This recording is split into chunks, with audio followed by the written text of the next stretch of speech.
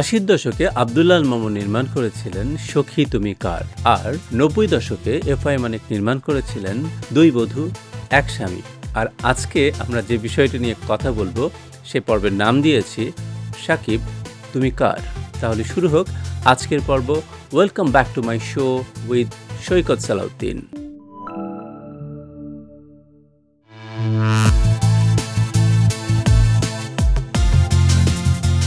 প্রিয় দর্শক, welcome back to my show with Saikat Salauddin. ৮০ দশকে প্রয়াত আব্দুল্লাহ আল মামুন নির্মাণ করেছিলেন ত্রিভুজ প্রেমের সিনেমা সখী তুমি কার। আবার ৯০ দশকে এফআই মানিকের একটি সিনেমা আছে দুই বধূ এক স্বামী। আজকে আমরা এই পর্বের নাম দিয়েছি সাকিব তুমি কার। সাকিবকে নিয়ে নানা ধরনের টানাটানি আছে। যখন একজন মানুষ সফল হয়ে যান তখন অনেক মানুষ কিন্তু এসে দাঁড়ান তার পাশে। কোনো মানুষ তার সাফল্যের এই যে চূড়ায় পৌঁছতে তার যে স্ট্রাগল লাইফ, সেখান থেকে তার যে তুঙ্গে ওঠা সারাটা সময় তার পাশে থাকেন।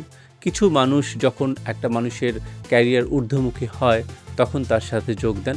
আবার কিছু মানুষ যোগ দেন যখন একজন মানুষ সাফল্যের তুঙ্গে থাকেন। তো কাজেই আমরা যদি সাকিবকে নিয়ে একটু বিশ্লেষণ করে বোঝার চেষ্টা করি, তার জীবনটা বোঝার চেষ্টা করি, তাহলেই হয়তো আলাদা হয়ে যাবে যে আসলে সাকিব মূলত কার, বা সাকিবের জন্য আসলে মূলত কারা। সম্প্রতি একটি বিতর্ক কিন্তু সোশ্যাল মিডিয়ায় খুব ভাইরাল, এবং অনেকে বোধহয় ইদানিং একটু বিরক্ত হন। সে বিষয়টি হচ্ছে যে সাকিবকে নিয়ে তার দুই স্ত্রী অপবিশ্বাস এবং বুবলির যে একটা সোশ্যাল মিডিয়া ওয়ার, যেটা আসলে সবসময় চলে আসছে, সেটির পাশাপাশি আরেকটি বিতর্ক কিন্তু দানা বেঁধে উঠছে। সম্প্রতি একজন পরিচালক, যিনি যাকে বলা হয় যে এফডিসিতে যিনি অনেক সিনেমা নির্মাণ করেছেন, সেই পরিচালক রকিব, তিনি একটি কথা বলেছেন। কথাটি হলো যে সাকিব খান কিন্তু হুট করে এখন এত সিনেমা করছেন না।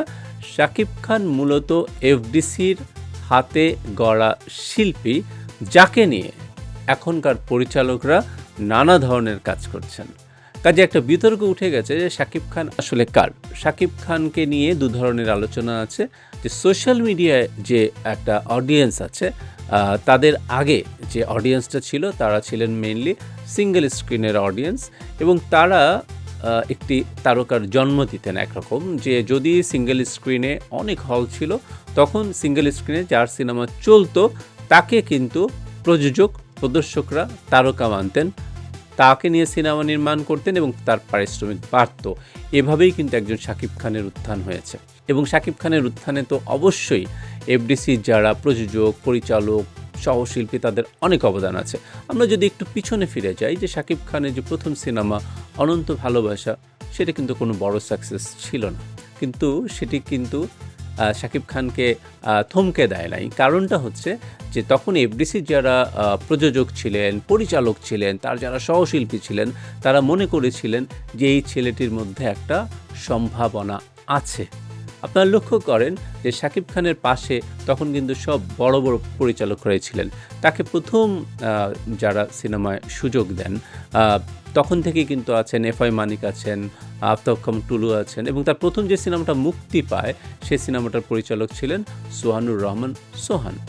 এরপর কিন্তু তাকে নিয়ে কিন্তু অনেকেই নির্মাণ করেছেন, এবং তার পাশে কিন্তু বড় বড় তারকারা দাঁড়িয়েছেন, যেমন শাবনূর তার সাথে গোলাম করেছেন, পপি শুরু করেছেন দুজনার দিয়ে।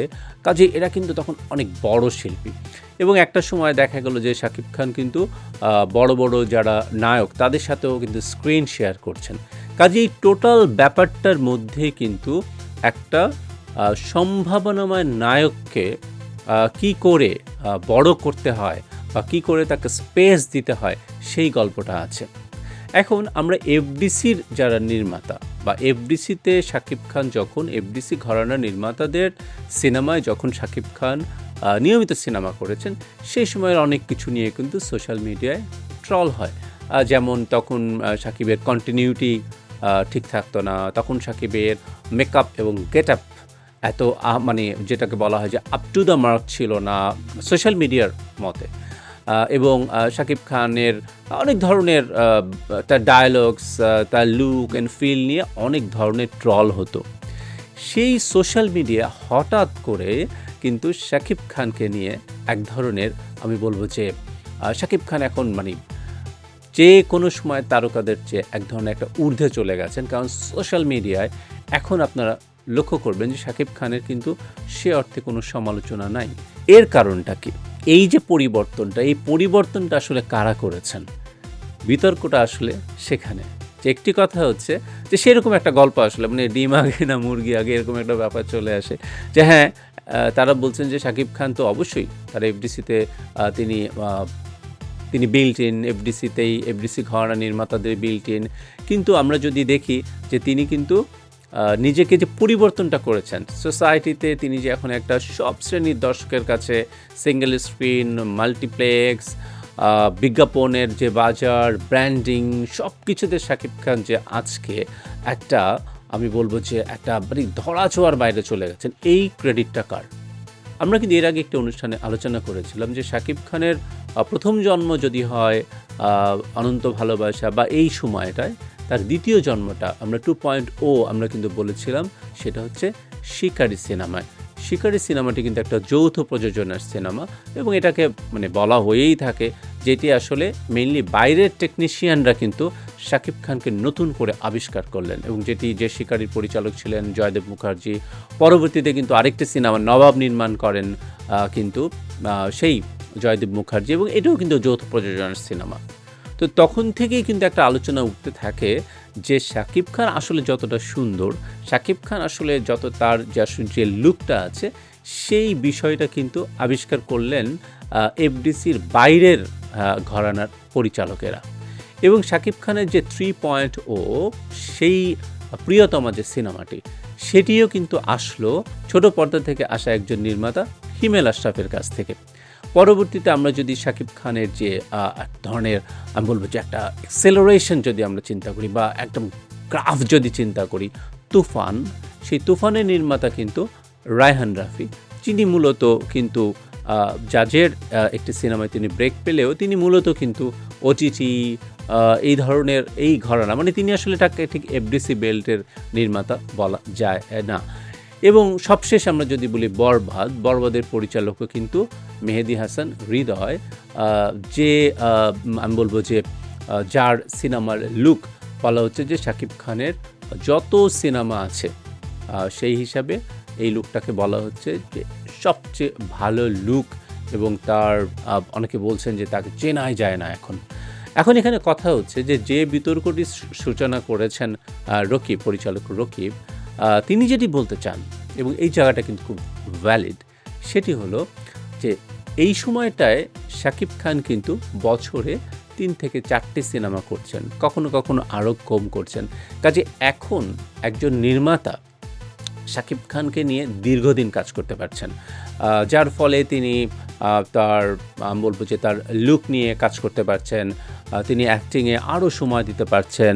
তিনি কোনো পরিচালক যদি তাকে নিয়ে, যেমন আমরা যদি বলি যে প্রিয়তমা 3 ধরনের গেটআপে কিন্তু তিনি এসেছেন, বা দেখা গেছে বরবাদেও কিন্তু আমরা জানি যে তার 2 ধরনের মানে কিন্তু একটা লুক আছে এবং তার কিন্তু একটা পর্যায়ে তার ওজন বাড়াতে হয়েছে। এই যে একটা দীর্ঘ সময়ের ব্যাপার, এই সময়টা কিন্তু এফডিসির নির্মাতাদের সময়ে মানে এফডিসির নির্মাতারা যখন তাকে নিয়ে অনেক রেগুলার সিনেমা করেছেন, তার বছরে অনেক সিনেমা নির্মাণ হয়েছে, যখন দেখা গেছে এফডিসিতে তিনি সকালে, দুপুরে, বিকেলে, রাতে কাজ করছেন, সেই সময়ের শাকিব খানকে দিয়ে কিন্তু এই ধরনের যে কাজগুলো আসলে অনেক সময় নেয় কাজ করা সম্ভব হচ্ছিল না। এটা কিন্তু সত্যি যে এটা শাকিব খান নিজেও মানেন যে তিনি এফডিসির একটা বিল্ট ইন তারকা, এটির ব্যাপারে কিন্তু তার কোনো দ্বিধাদ্বন্দ্ব নাই। এখনও আপনারা যদি লক্ষ্য করেন যে শাকিব খান যেহেতু একজন প্রভাবশালী তারকা, শাকিব খানের সিনেমার আমি যেমন প্রিয়তমার গান যখন হয় আল্লাহ তুমি করো একটু মেহেরবানি, একটা কোরবানি কোরবানি কোরবানি, এই যে গানটা, এই গানটির যখন শুটিং হয় তখন শাকিব খান আমাকে অফেয়ারে বলছিলেন যে এফডিসিতে যখন শুটিং হয় আমার ভালো লাগে, কারণ এফডিসিতে অনেক এক্সট্রা যারা আছেন বা এফডিসিতে একটা কাজ হলে আমার একটা ভালো লাগে। তো লক্ষ্য করে দেখেন যে ঈদের সিনেমা তাণ্ডবের কাজও কিন্তু এফডিসিতে হচ্ছে, বা এফডিসিতে কিন্তু অনেক ধরনের কাজ শাকিব খান করতে চান। তো তার একটা ভালো লাগা আছে বলে তিনি নির্মাতাদের অনুরোধ করেন যে এফডিসিতে যেন কাজ হয়।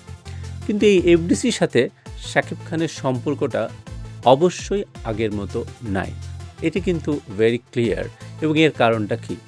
আমরা যদি পিছনে ফিরে যাই, যে 2017 সালে শিল্পী সমিতির নির্বাচনের রাতে যখন শাকিব খানের উপর হামলা হয়, তখন আজ যারা দাবি করছেন, এবং অবশ্যই দাবিটা তো কোনো সন্দেহ নাই যে শাকিব খানকে আমরা তৈরি করেছি, শাকিব খান যখন নতুন ছিল তখন আমরা তাকে ছেড়ে দেই নাই, আমরা তাকে নতুন নতুন ছবিতে কাস্ট করেছি, বড় বড় নায়িকারা তার পাশে ছিলেন, নির্মাতারা পাশে ছিলেন, নায়কেরা পাশে ছিলেন, কাজী শাকিব তো আমাদের ছেলে, এ ব্যাপারে কিন্তু কোনো সন্দেহ নাই।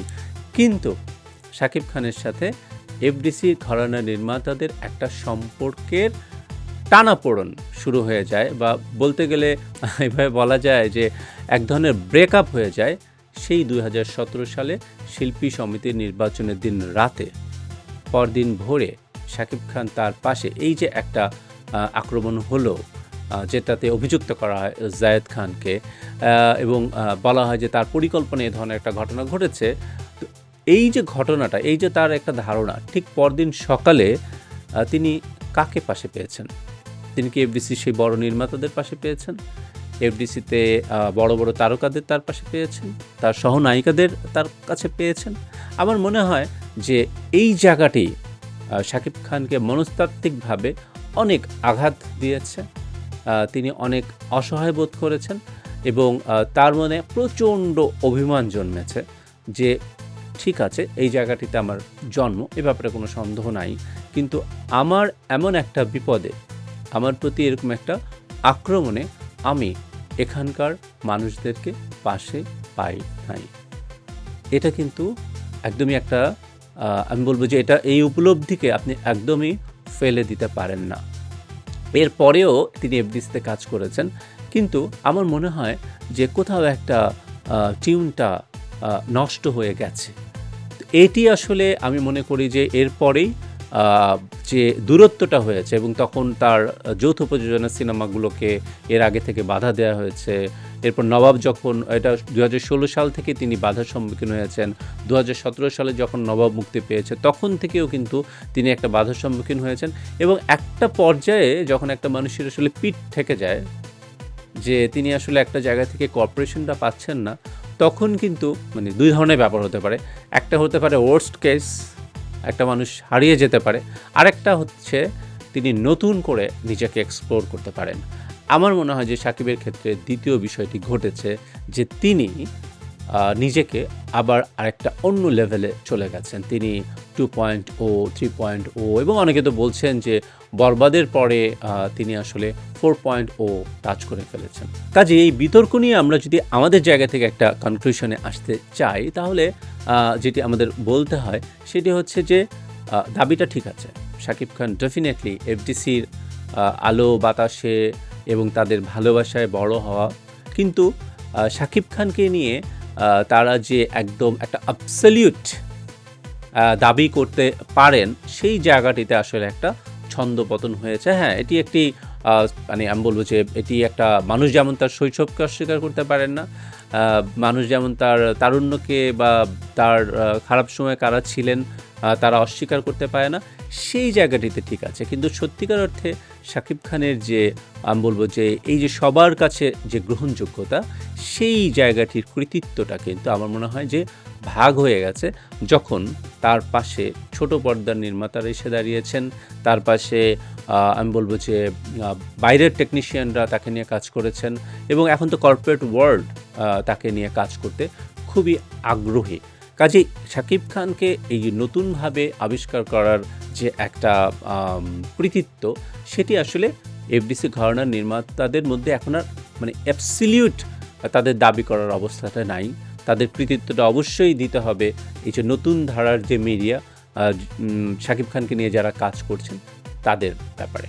এখন আরেকটি একটা ক্রাইসিস বলে আমি এই অনুষ্ঠানের জায়গাটায় আসি, সেটা হচ্ছে যে শাকিব খান তুমি কার, এখানে কিন্তু আরেকটি বিষয় দাঁড়িয়েছে তার ব্যক্তিগত জীবনে।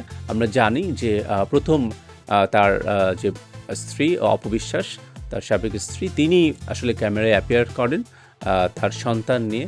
এটি আসলে শাকিব খানকে একটা বড় ধাক্কা দেয়, এর পরে কিন্তু একই ঘটনার পুনরাবৃত্তি ঘটে, সেটা হচ্ছে তার দ্বিতীয় স্ত্রী বুবলি, এবং তিনিও তার সন্তানকে নিয়ে মিডিয়াতে অ্যাপিয়ার করেন।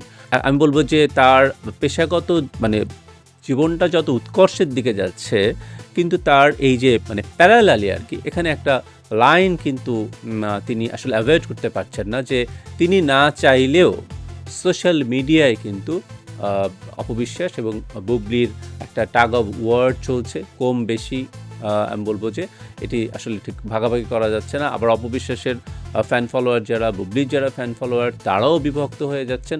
সো এখানে কিন্তু একটা ব্যাপার থাকছে যে আসলে শাকিব খান কার। আমার মনে হয় যে এই জায়গাটা একটা কনক্লুশন জায়গাটা এসেছে, সেটি হচ্ছে যে যেহেতু দুজন তার সন্তান এবং দুজন দু ঘরে আছেন, ইতিমধ্যেই ব্যাপারটা স্ট্যাবলিশড হয়েছে যে তিনি দুই সন্তানকেই বড় করতে চান, সমানভাবে বড় করতে চান। কাজেই আমার মনে হয় যে এটার একটা কনক্লুশন হয়ে গেছে। এই যে একটা দুঃসময়, এই পুরো দুঃসময়ে আমি বলবো যে শাকিব খানের যে দুঃসময়টা আসলে শুরু হয়েছিল সেই যৌথ প্রযোজনার সিনেমায় অনুপাতের নামে তার শিকারী, নবাবের নিয়ে যে বিরোধিতা আমাদের দেশীয় পরিচালক এবং টেকনিশিয়ানরা করেছিলেন বা সহশিল্পীরা করেছিলেন, তাকে শিল্পী সমিতির উদ্যোগে বা চলচ্চিত্রের সমন্বয় পরিষদের নামে বা চলচ্চিত্রের সংগঠনগুলো তাকে কিছুদিনের জন্য নিষিদ্ধ করেছিলেন। তো এখান থেকে তার যে আমি বলবো লিডার আমি বাংলাদেশ পর্যন্ত যে দুঃসময়টা, এবং এখন পর্যন্ত তার পাশে বা তাকে একদম ঢাল হিসেবে তার সাথে আছেন তার একটা বিরাট ফ্যান বেস, আমি বলবো যাদেরকে সাকিবিয়ান বলা হয়। এবং একটা সময় দেখা গেছে তার যে ফ্যান ফলোয়ার্স, যাদেরকে অনেক কিছু বলা হতো যে তারা গার্মেন্টসের, তারা আপনার রিক্সা শ্রমিক, যদিও শাকিব খান একটা অ্যাওয়ার্ড প্রোগ্রামে এটার খুব ভালো উত্তর দিয়েছিলেন। তো সেই জায়গা থেকে কিন্তু এখন সবাই বুঝতে পারছেন যে না, শুধু যারা নিম্নবিত্ত দর্শক, আমি বলবো যে মানে একটা ঘাম ঝরানো টাকা দিয়ে তারা শাকিব খানের সিনেমা দেখতেন, যাদেরকে একটা সময় তাচ্ছিল্য ভরে আসলে ট্যাগ দেওয়া হতো যে এদের হিরো শাকিব খান, শুধু তারা না, এখন মাল্টিপ্লেক্স এবং সবখানেই কিন্তু শাকিব খানের একটা বিরাট ফ্যান ফলোয়ার আছে। তো এই যে দুঃসময়ে আমি বলবো যে শাকিব খান অনেক সাপোর্ট পেয়েছেন সাকিবিয়ানদের। কাজেই শাকিব খান যদি অ্যাবসলিউট কারো থেকে থাকেন, সেটি হচ্ছে তার ভক্তদের কাছে তিনি একদমই অ্যাবসলিউট। আবার শাকিব খানের কাছেও কিন্তু এই সাকিবিয়ান বা তার ভক্তরা অ্যাবসলিউট জায়গাতে আছেন। আজকের যে আলোচনা সেটা নিয়ে আপনারা কি মনে করেন যে শাকিব খান আসলে কার? আসলে কি তার যে পেশাগত জায়গা সেটার যে এটার কৃতিত্বটা আসলে কার? এটিকে আসলে এফডিসি ঘরানা যারা নির্মাতা তাদের, নাকি তার যে নতুন একটা বলবো যে ফেস ক্যারিয়ারের নতুন যে এই জায়গাগুলোর আসলে কৃতিত্বটা আপনি কাদেরকে দিবেন? সব মিলিয়ে আপনাদের মতামত লিখে জানান আমাদের কমেন্ট বক্সে। আবারও ফিরে আসবো আরও কোনো বিষয় নিয়ে। ভালো থাকুন, সুস্থ থাকুন, আইজ অনের সাথেই থাকুন।